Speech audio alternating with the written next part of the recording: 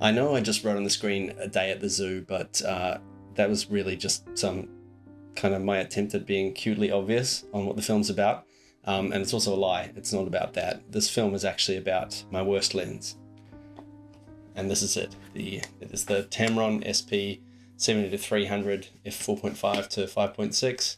It's an F-mount lens that I mount to my Nikon Z6 via an FTZ adapter.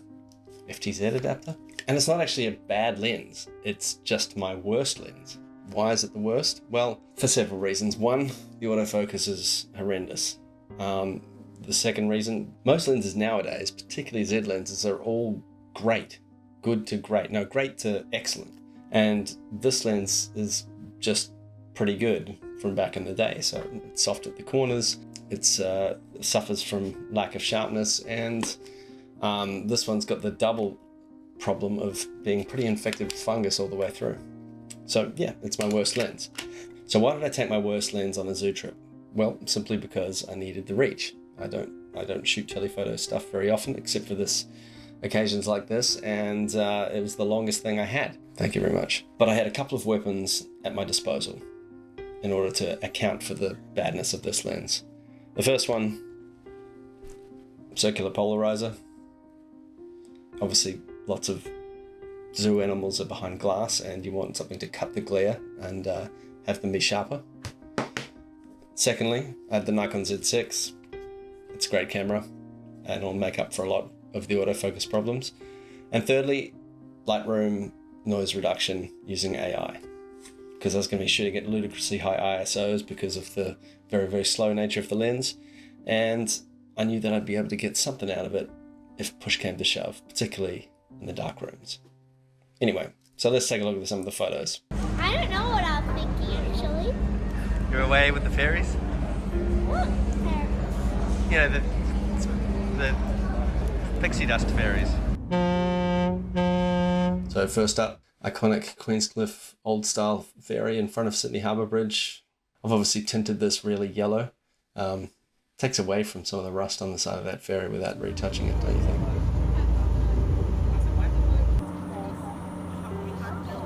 My son Charlie, hair flopping in the breeze. The bokeh ball's quite nice, quite round, right? This is Luna Park, that horrifying maw of teeth on the right side that kids just love walking through. I'm just doing the greatest hits at the moment.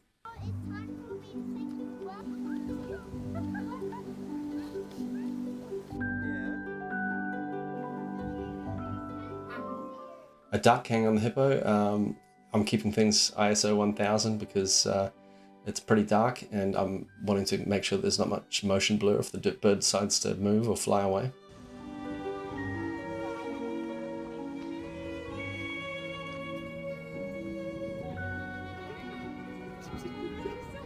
So we have an elephant seal yawning. This is through glass. Polarizer's coming in very handy here. Still a fair bit of vignetting.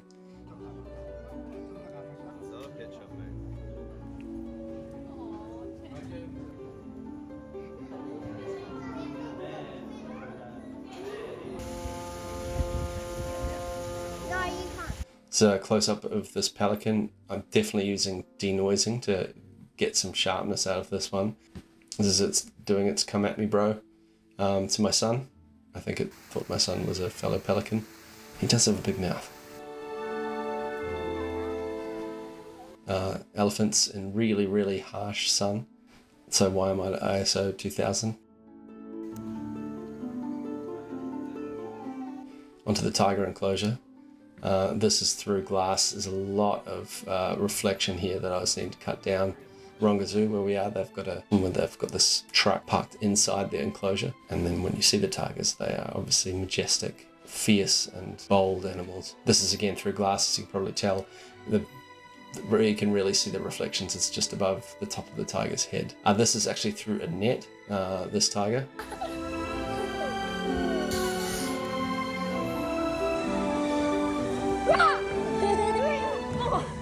Quite like the sage-like look in the elder chimpanzee's eyes. as he kind of smashes down his friend. Chimpanzees are terrifying me, to be honest. They terrify each other, at least in the smell region. Again, at the longest length. I probably could have changed the ISO here, but I guess I'm getting lazy.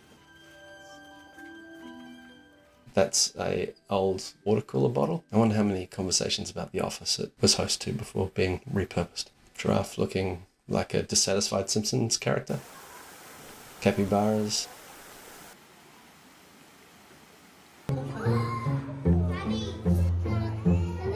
Okay, so into the reptile enclosure, and this is where I'm pushing things a bit further. I've got AI denoising this pretty considerably.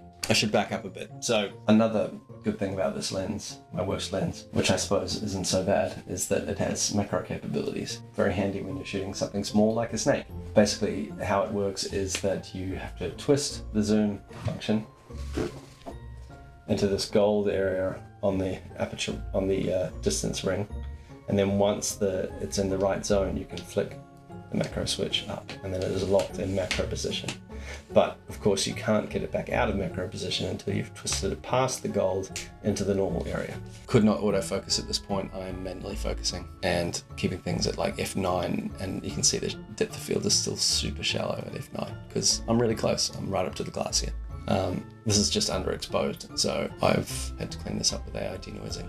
It's probably the most surreal that it looks, probably because of the odd Mars texture of the scales on its skin, but it is a deeply odd looking creature in real life, so quite cleaned up. As you can see, it cleans up really nicely. I obviously have walked outside of the reptile enclosure and not taken it out of ISO 2000.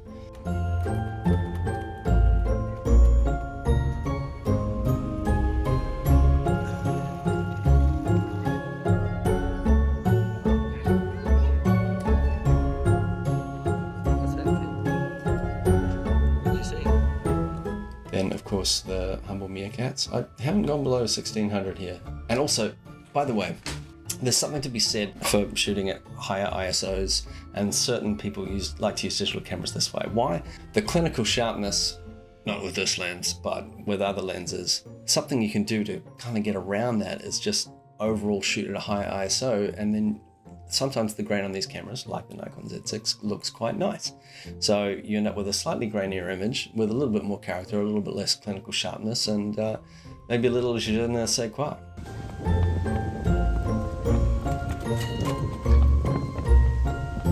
The chimpanzees.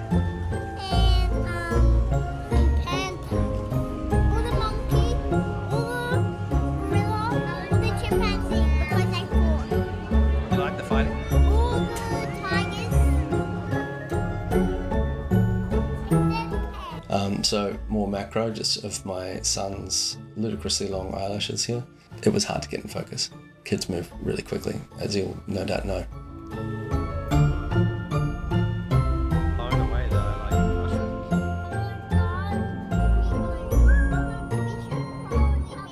And then the Scarborough ferry coming back from Sydney. This is a shot of a ferry that I've just missed. Glad that it came out nicely, because I was actually kind of pissed at the time.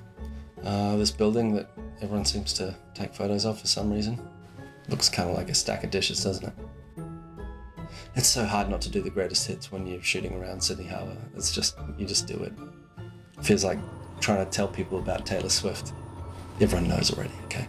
And that was the end of my little photo voyage with the Tamron 7300. Should you buy this lens? This lens is probably retailing in Australia for about $100 now. This one would be even less, given that it's full of fungus and therefore very soft around the edges. I guess if you need the macro capabilities and you want something really cheap and versatile and you don't really care about sharpness or pleasingness, I guess it's fine.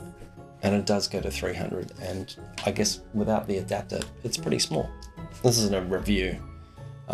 It's just that even my worst lens can be useful sometimes. Thanks for watching. Let me know in the comments what you thought, and I'll see you in the next one, hopefully quicker than the last couple. Although, I think I only did one 2 months ago, so like I'm speeding up in 6 months' time, I may have done 3 videos. Should be incredible. What an output. Anyway, bye.